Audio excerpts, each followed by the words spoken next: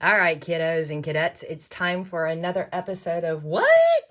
From STFA. So, as you know, Starry Things has been released. Woohoo!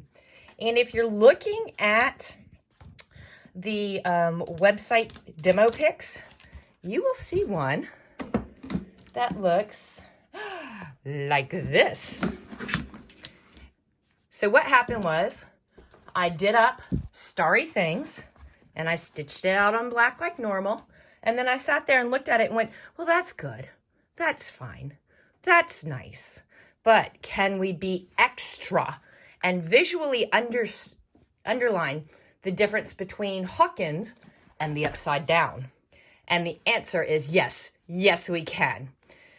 So I messed around and played around and came up with an idea on how to do this split base so that you can visually underline the difference. And this video is to walk you through how to do that.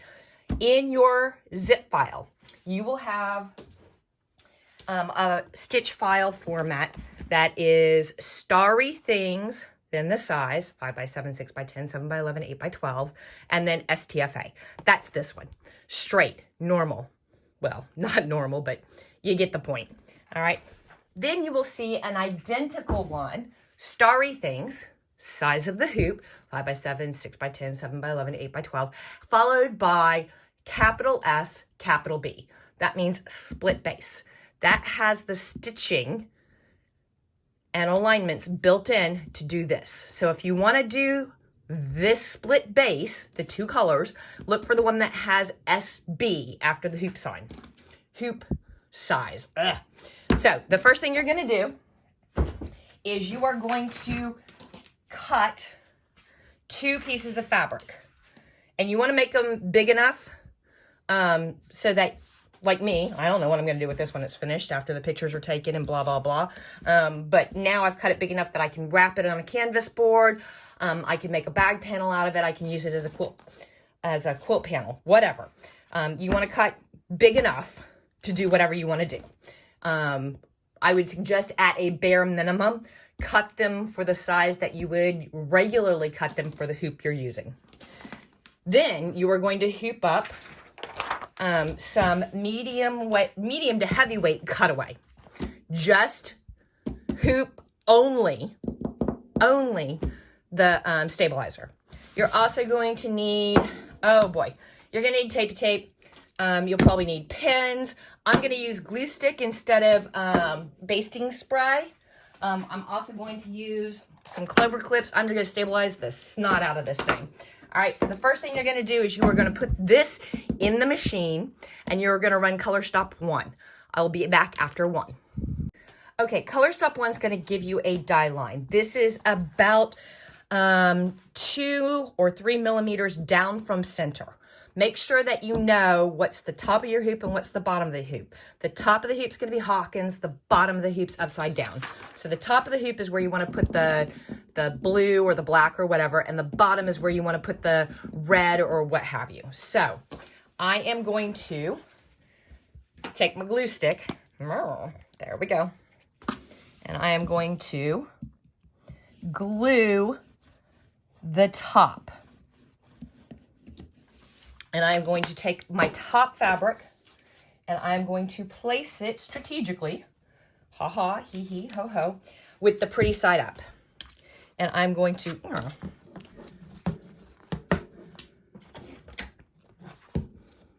get that out of the way for the time being. I am going to place the pretty side up and I am going to place my straightest, most possible straight edge right on top of that die line, right on top of it. And I'm going to squish things down like so. Okay. Then I'm going to take my bottom fabric, which is going to go here, and I'm going to put it pretty side down. So ugly side up, and I'm going to lay it on top of the blue. And I'm going to line up just like I did a minute ago with that line. Now, it's not going to want to stay because there's no glue stick. There's no spray basting. There's no whatever. So I am going to take tape, and yes, we are going to sew over the top of this tape, and it'll be a pain in the butt, but it's okay. We can pull it up in a minute. I'm gonna put painter's tape right there to hold it in place. And then I am going to roll all this excess, and I am going to make sure it stays out of my way. I'm going to pin it to my stabilizer, and I'm going to run color stop 2. And 2 is going to go right over that tape. So I will be back after 2. Okay, so here we go. See it? It's stitched right on top of that tape. Now we are going to pull that tape up.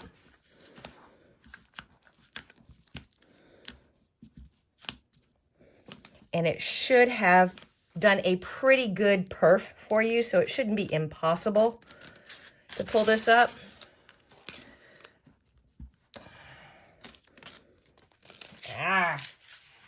I say that, but then I have to go get tweezers. There we go. There we go. Come here, you little bugger. All right, now we are going to unpin here, and we are going to take an iron, and we are going to put an iron-proof mat below our hoop, or you're going to walk over to the ironing board, whichever. We're going to fold this down. We're going to make sure that we keep a nice fold all the way to the edges of the fabric.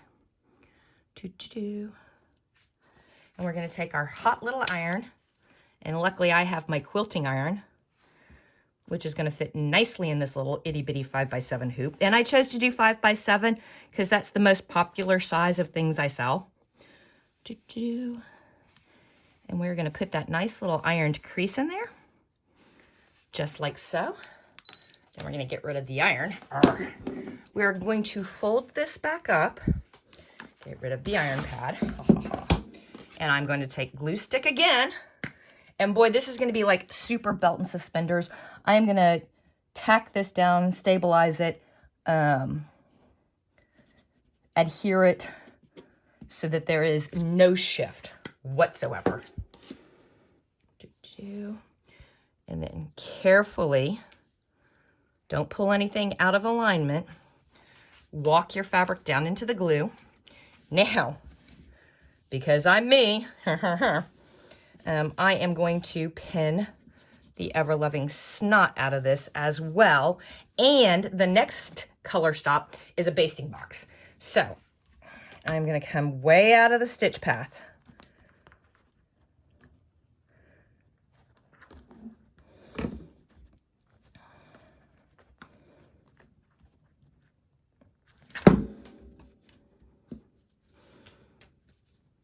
And when I pin things, I like to go opposites. I'm gonna slide this. It's easier to pin this when I am not 100% on the table. So I can put a hand underneath and push up like that. Oop, there we go. Now we're gonna come up here and pin across the top. Make sure you are way hella out of the stitch path. Ooh, girlfriend, you do not want your needle head to hit a pin. That, that sucks a lot.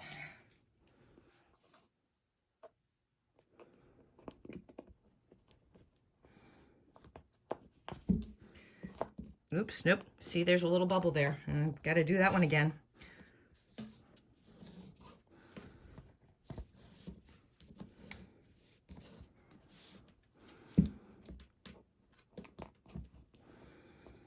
Taking your time, going slow, and being super extra careful at this stage means that you don't get done and things are all cattywampus and messed up and ugly.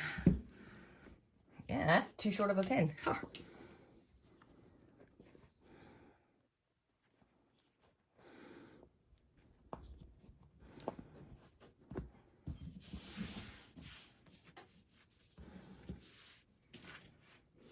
when I pin things, I make sure that I do 100% as much opposites as I possibly can.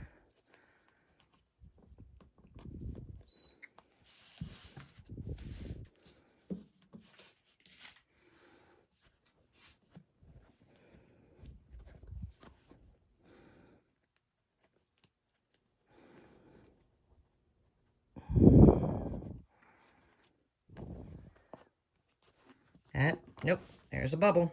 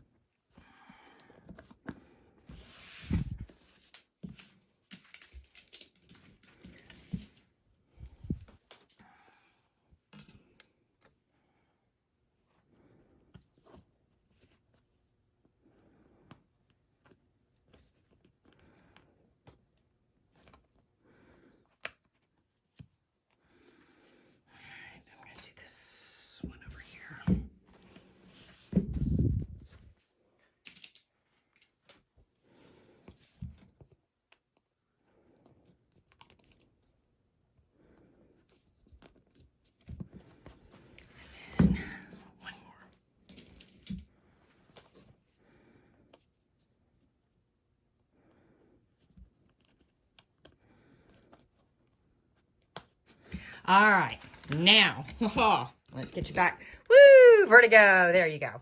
All right, now, we got a butt ton of fabric hanging out everywhere. We do not want to leave it there. Why? Because 100% is going to get sucked under the hoop and stitched to herself. And if you've ever done a hoodie or a towel or any of that stuff, you know precisely what I'm talking about. So I am going to roll on the top and the bottom my excess and pin it to my stabilizer. Since this is already pinned and tacked down, it should not affect this at all. And yes, if you're looking at the clock, you're going, oh my God, it took you almost 7 minutes to pin that. Yes, it did.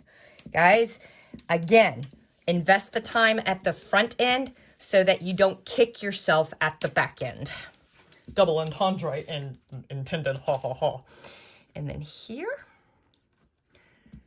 and here. And you don't necessarily have to worry about the left and the right, but sometimes I just feel extra. Actually, if you know me, then you know all the time I feel extra. So I am going to, again, I told you belt and suspenders. We are going to,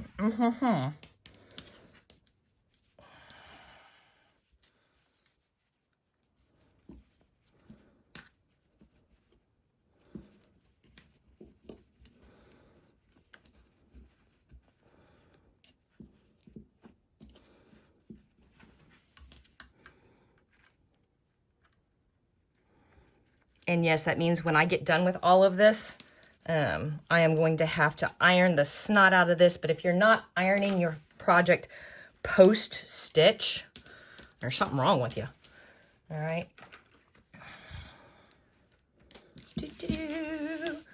La-da-da, where's my other cover clips? There we go. I know I have like 8 billion of these, and I always seem to misplace them or lose them. Slippery little buggers.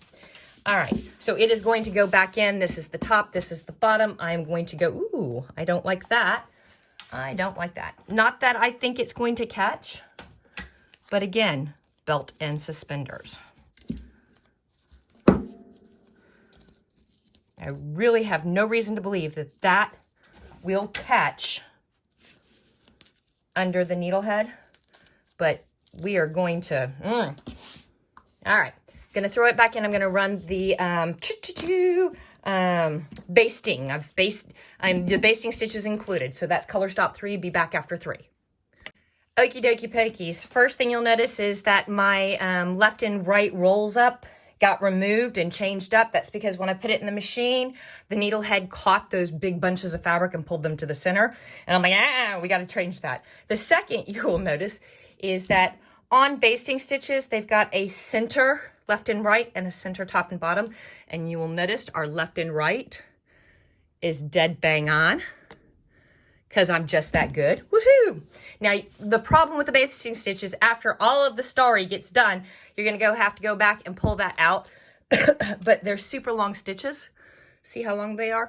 And from the back, it'll be really easy to clip the bobbin and then pull the top out.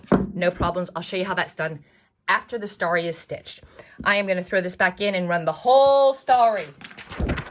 The whole Starry. So I will see you in about 2.5 hours. Peace.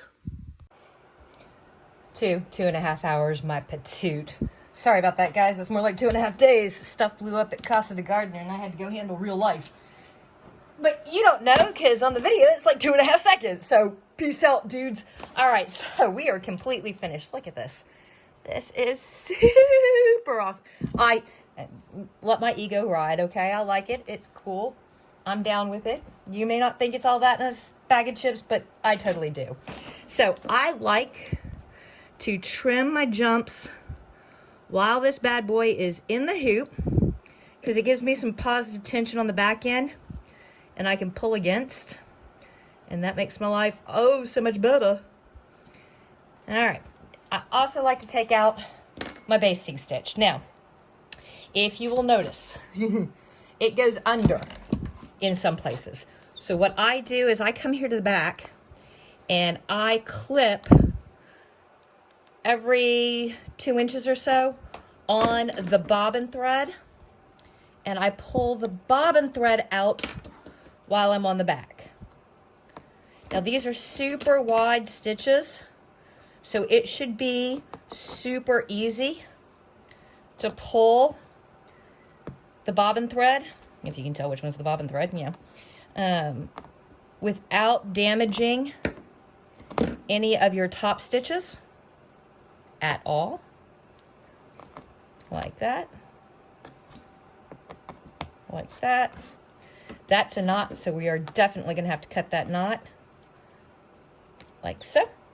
And then, you know, it's easier on the long ends.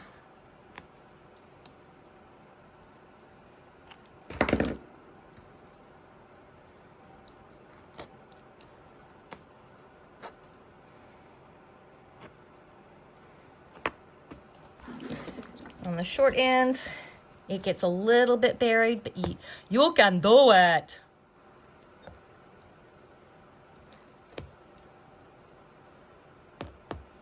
This is also why I use black, a dark color bobbin thread, so I can see and find stuff. I promise, almost done.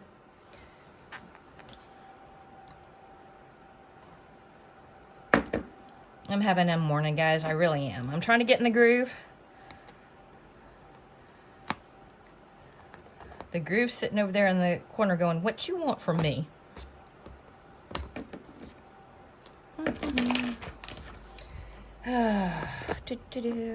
I am sure there are way more fascinating things than watching me take out the basting stitches. But who knows? I don't know. Maybe this is super fun for you. I don't know. All right, pulled the bobbin out of the basting stitch. Now the fun part, the easy part. You come here and see it's going underneath that stitch. So I'm just gonna cut it, and then I will pick it up again here. Yep, it's going under some stitches. So cut close. Cut close, grab some tweezers. There we go. There we go. Going under some stitches. Come here.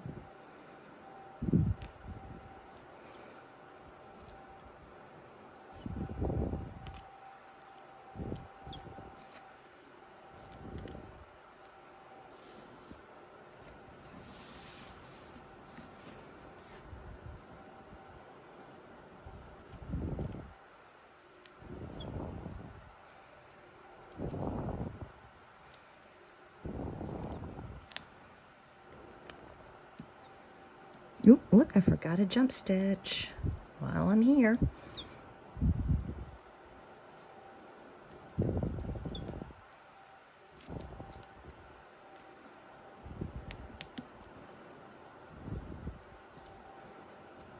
There we go. Now, we grab our pin thingy and we unpin all the stuffers.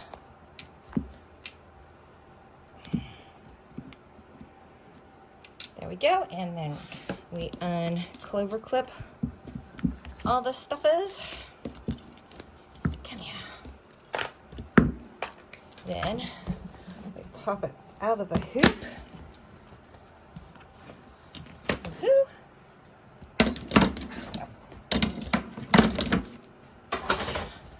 We flatten everything out and we come to the back.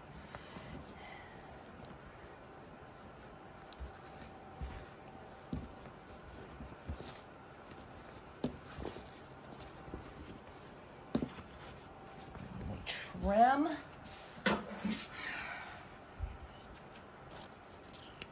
Carefully.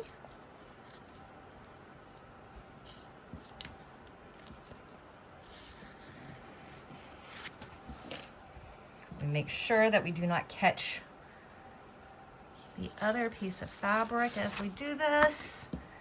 Of course, it's going to have to be pressed. I always press my finished work so that the hoop burn disappears. You can't see the uglies. Oops. I will probably need that later, won't I?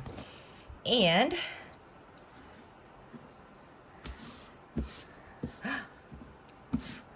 voila. Cool? Cool. Peace.